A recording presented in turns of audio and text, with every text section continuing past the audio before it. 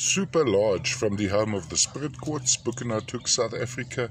This is a little bit larger than a palm size, actually more like a hand sized. Lovely dark amethyst.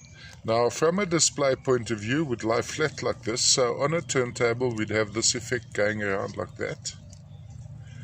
Let's first of all get a holistic view of this. What's also quite lovely on this side is this, what we see here. It's quite typical to this deposit, a core quartz crystal surrounded by the smaller ones. So there you'd see the core quartz crystal with this almost a banding of the smaller ones around it.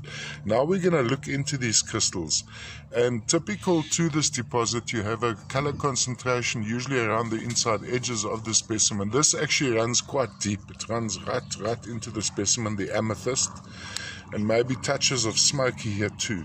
Intensely dark specimen, high luster.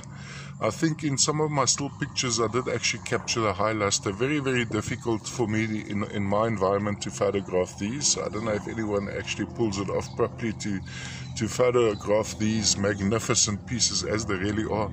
It reminds me actually of the late 1990s when I first encountered these. My first lot was the dark purple red, which I actually thought it was synthetically created. They were so perfect. And we become so familiar with the material that we don't appreciate it anymore after all the years. But this is still quite magnificent. A lovely piece.